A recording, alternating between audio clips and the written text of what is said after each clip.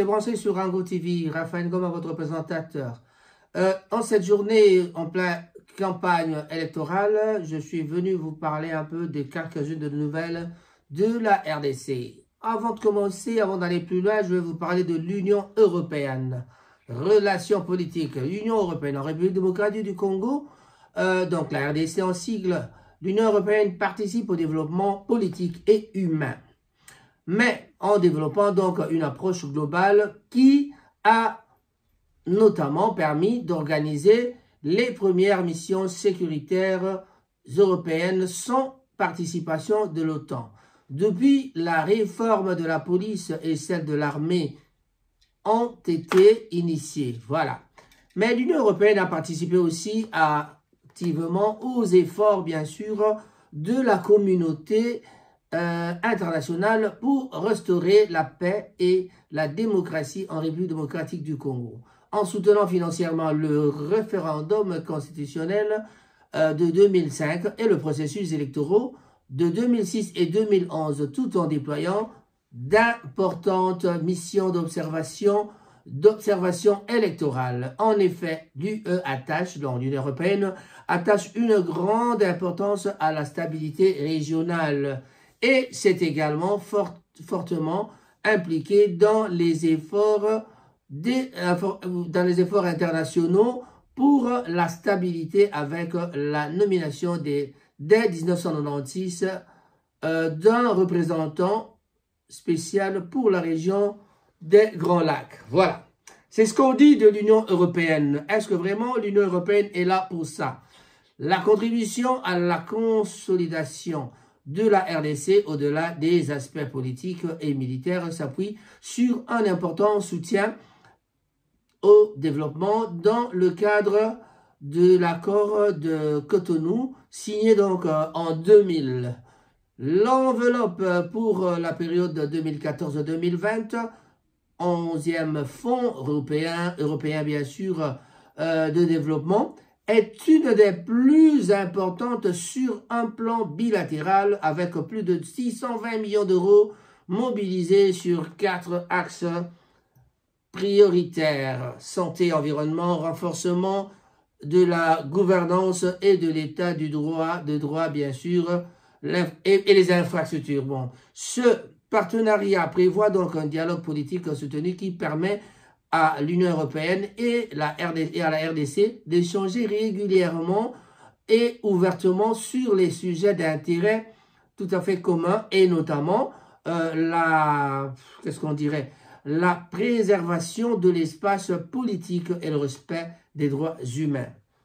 Ah, il y a aussi les relations économiques et commerciales. Mais quand je parlais un tout petit peu de ce que je sais de l'Union européenne, c'était pour vous dire que quand on parle de l'Union européenne, on pense que l'Union européenne plutôt est là pour nous aider. Mais absolument, ça devient un peu difficile aux Congolais de croire à cette Union européenne parce que on voit ce qui se passe dans le pays. Mais cette fois-ci, comme la fois passée, les élections sont organisées par nous-mêmes. Nous avons pu organiser nos élections. Mais est-ce que cette fois-là, les élections auront bel et bien lieu? Tout le monde, presque la plupart des gens, sont en train de mettre un peu en doute que les élections vont se passer vraiment. En réalité, on a vu la campagne électorale commencer, mais on se demande, est-ce que les élections auront bel et bien lieu? Oui, il y a une tendance à croire que oui, on aura des élections, et certainement oui, parce que la propagande est déjà lancée. Alors donc, ça veut tout simplement dire qu'on revient sur la propagande électorale. Mais comment se fait-il, pourquoi accepterions-nous, pourquoi avions-nous accepté que les élections aient lieu, mais il y a une partie du pays qui est partie, il y a une partie du pays qui est bloquée par les rebelles. Bunagana a toujours parti, il y a beaucoup de villages qui sont vraiment encore bloqués entre les mains des rebelles. On raconte encore quelque chose que il y a la complicité de certains amis, de certains nationaux, c'est-à-dire les Congolais, qui sont en complicité avec le monde extérieur, c'est-à-dire le Rwanda, les Occidentaux, tout ça pour essayer de vendre le pays. Mais on parle de 300 km vendus, déjà partis, on n'arrive pas à comprendre. Il y a aussi le cas de Minembwe qu'il faut considérer, parce que Minembwe vit d'une autre façon. Minembwe, c'est vraiment les Banyamulenge qui ont occupé. Mais quand un pays, une partie, une portion de terre de la RDC commence à être occupée par une tribu spécialement de provenance du Rwanda, ça devient tout un problème. Voilà. Même si on est dans la période de la propagande électorale, personne de ces candidats n'en parle et personne n'en parlera peut-être pas. On n'en parlera peut-être pas, mais en tout cas, il y a déjà des indices qui font que depuis un certain temps, tous ces Banyamulenge qui avaient commencé de faire le bruit ne font plus de bruit. Ils ne font plus de bruit. Mais attention, s'ils ne font plus de bruit, ne sont-ils pas encore, certains d'entre eux ne sont-ils pas des candidats? Certains d'entre eux sont encore dans le gouvernement. N'avons-nous pas raconté la fois passée qu'il y a certains ministres, il y a 3 ministres du gouvernement de Sama Lukonde qui sont encore des membres de troupes armées? On rappellera tout le temps et tous les jours, à chaque fois que je me mettrai sur cette chaise, on ne manquera pas de rappeler que le vieux Mbosso, le président du Parlement, le président de l'Assemblée nationale, avait dit « Vous, les députés de l'Est, il faut quitter les troupes armées. » Mais quand on parle des députés, nous avons encore dénoncé autre chose en disant « Il y a 3 ministres qui sont vraiment dans les troupes armées. » Donc, on le connaît, il y a il y a un nom qui m'arrive, c'est Boussaniamou, si on le sait, qu'il y a des troupes armées derrière eux.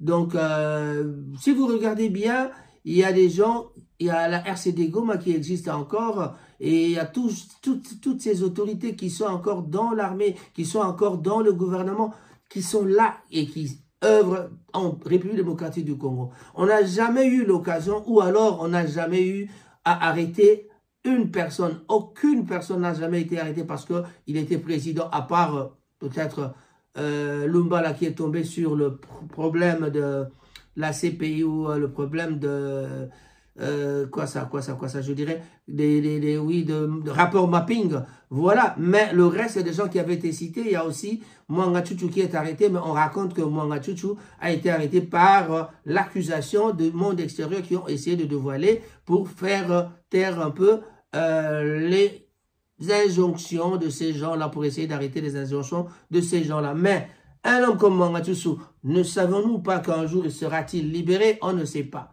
Et il y a aussi quelques fils du pays qui sont arrêtés, qui ne sont pas toujours libérés. On citera plusieurs cas, mais aujourd'hui on n'en parle pas. En tout cas, hommage fait à Mike Mukeba qui se trouve encore en prison.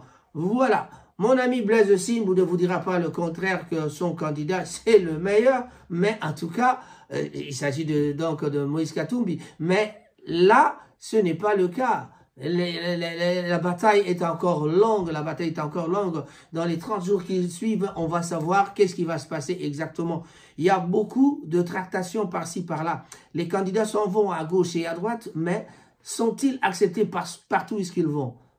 Sont-ils vraiment acceptés partout où ils vont? Voilà, les gens seront déployés un peu plus dans les tout prochains jours, mais en tout cas, le match durera le temps que ça peut durer, mais ce sera la guerre. La guerre, bien sûr, en politique, je parle de la guerre en politique.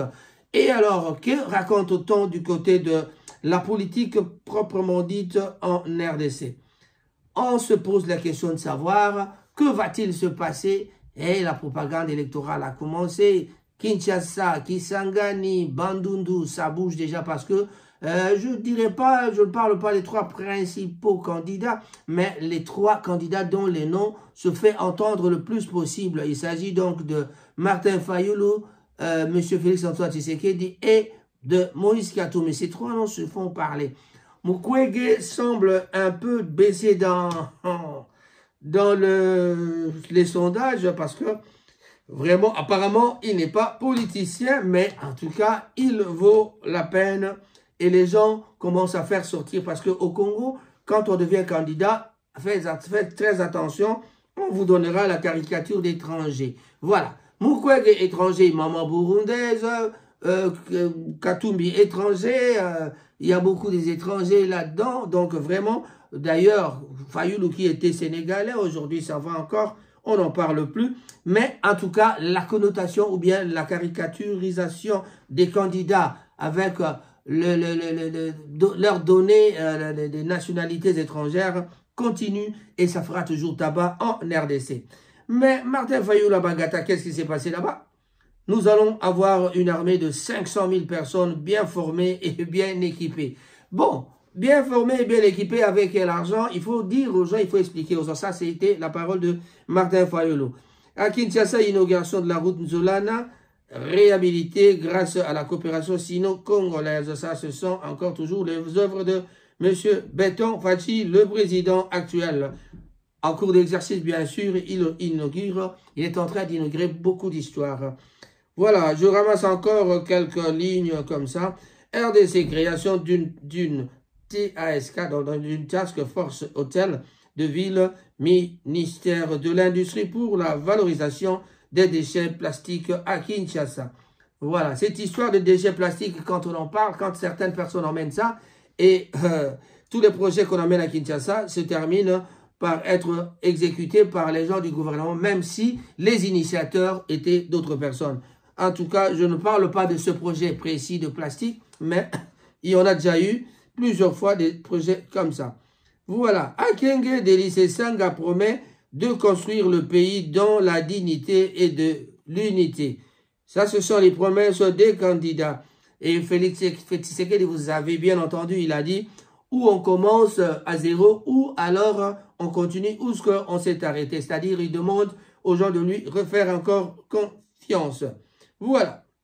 À Butembo, les candidats s'engagent à respecter l'éthique et la déontologie durant la campagne électorale. Donc ça, c'est vraiment ce qui se passe en RDC. Maintenant, c'est la propagande électorale présidentielle 2023. Félix Tshisekedi, donc, promet de l'emploi aux jeunes de Matadi. Que se passe-t-il? Voilà.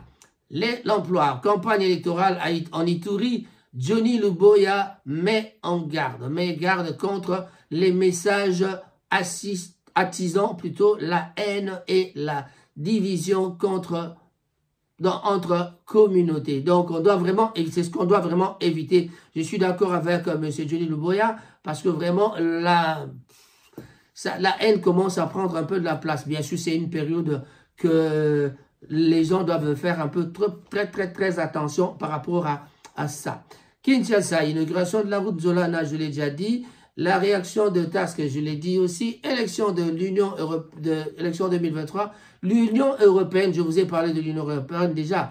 L'Union européenne annonce le déploiement d'au moins 100 observateurs sur le jour de vote dans 17 provinces de la RDC. Cette affaire de l'Union européenne, il y a certaines personnes qui commencent déjà à faire une propagande contre l'Union européenne parce que, dit-on, l'Union européenne est en train d'essayer d'aider certains candidats qui sont appelés les candidats de l'étranger. Les candidats de l'étranger, je ne sais pas, on a parlé de Mukwege, peut-être ce sera Katumbi, ça on ne sait pas. Voilà, en tout cas, moi j'ai pas de nom précis pour dire que tel ou tel est candidat de l'étranger. Toujours pour les élections 2023, je recommande de ne guère choisir un président quelqu'un qui utilise l'insulte comme argument. Ça, c'est qui? C'est Denis Mukwege qui le dit. De qui parle-t-il? On va essayer de développer pour savoir de qui il parle.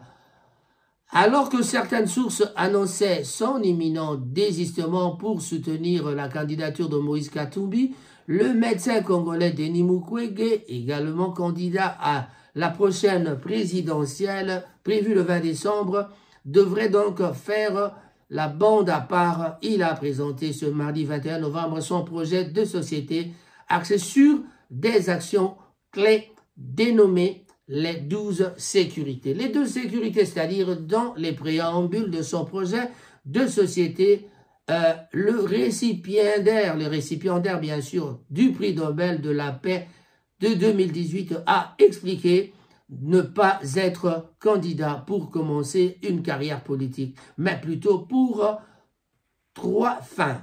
La fin de la guerre, la fin de la faim, la fin des vices.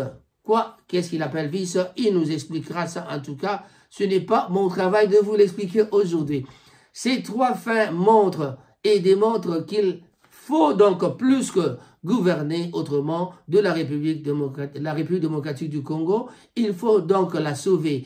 Vous avez maintenant une décision historique et grave à prendre, vous, nous, le peuple, donc à prendre. Elle consiste à donner au pays le cap qu'il cherche à notre société, la boussole qui lui fait tant de défauts.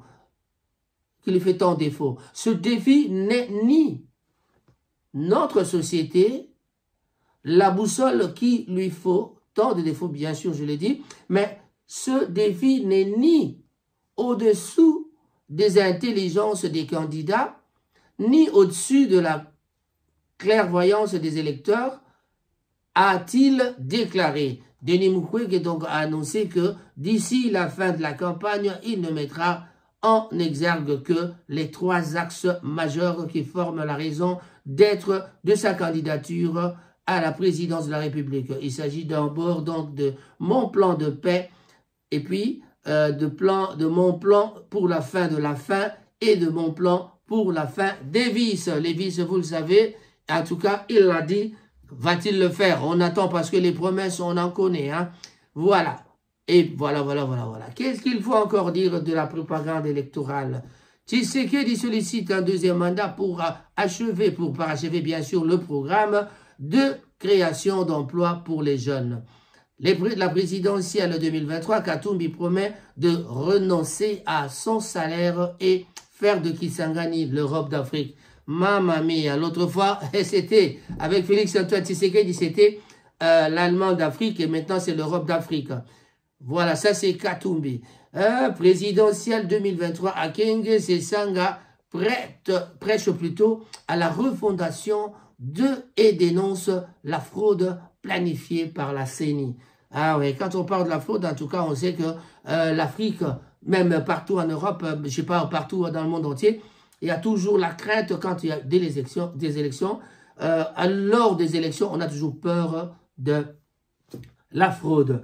Parlons de la fraude, on avait parlé de l'Union européenne qui voulait mettre des témoins dans tous les bureaux éparpillés en République démocratique du Congo, mais on raconte qu'ils veulent faire quelque chose pour pouvoir aider leur candidat de l'Europe, le candidat des Européens, le candidat des étrangers. C'est qui le candidat des étrangers? Mettez-le en commentaire. Mais en tout cas, avant de terminer ce journal, plutôt ces informations, je voulais dire que la Chopo, la RVA déplore le vol des câbles des balisages de la piste de l'aéroport de Bamboka. Élection 2023, toujours arrivée en RDC de la mission d'observation électorale Union européenne. Voilà, ils sont déjà là. Présidentielle 2023, les Congolais appelés à réélire Tshisekedi en raison des performances dans la gestion des Res Publica. RDC Congo Airways implique l'IGF dans la relance de ses activités pour repartir sur de bonnes bases financières plutôt. Alors, merci. Compact with Africa 2023 à Berlin en 2023, bien sûr. La RDC adhère en tant que 13e pays membre du G20. Élection 2023, toujours une fois réélu, Félix Tshisekedi promet d'étendre la gratuité de l'enseignement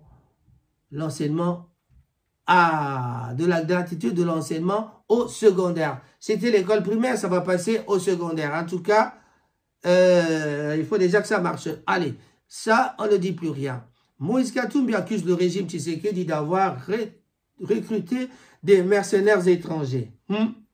Ah là là. Il y a toujours ça, des accusations partout. Je vous avais dit, ils vont s'accuser les uns après les autres et ce sera toujours comme ça. Mais que devons-nous faire, nous, le peuple? Le peuple doit essayer de savoir choisir son candidat. Et le candidat du peuple, c'est qui? Chacun le sait dans son cœur.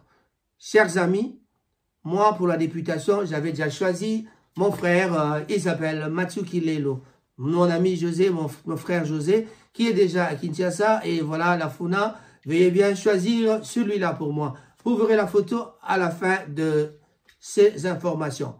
Je n'aurai pas trop à dire parce que le temps imparti pour cette émission, j'en avais pour 20 minutes et bien sûr pour conclure, je vous dis Merci d'avoir suivi et ne partez pas sans vous oublier de vous abonner. En tout cas, abonnez-vous, donnez-nous la chance d'avoir beaucoup plus d'abonnés. Comme ça, on aura grandi. Comme je vous ai dit, petit poisson deviendra grand et on vous fera du bon boulot.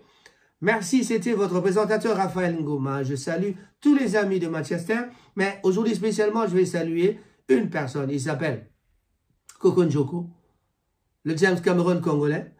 En tout cas, où ce que tu es, je te dis un grand bonjour. Merci pour tout, Coco Njoko. Mais en tout cas, ce samedi, en tout cas, une soirée spéciale, le 24, à Manchester, ça bouge déjà. Le 24, on aura l'inauguration du nouveau Caribou, en tout cas avec Cyril Modogo et Mama Lisa Ponga. Il nous réserve une soirée époustouflante, une soirée pas comme les autres. Venez voir des nouveaux plats qui vont être concoctés par Mama Lisa Ponga, Mama Caribou, que vous connaissez très bien. Et toi, tu seras là ou pas? Bon, voilà. Moi, je serai au Caribou le samedi. Le vendredi, je serai au Caribou. Et voilà. On se retrouve le vendredi 24 novembre au restaurant Caribou. Mais c'est sur une nouvelle adresse à Hardwick. Merci et au revoir. Le leaflet circulera. Merci beaucoup.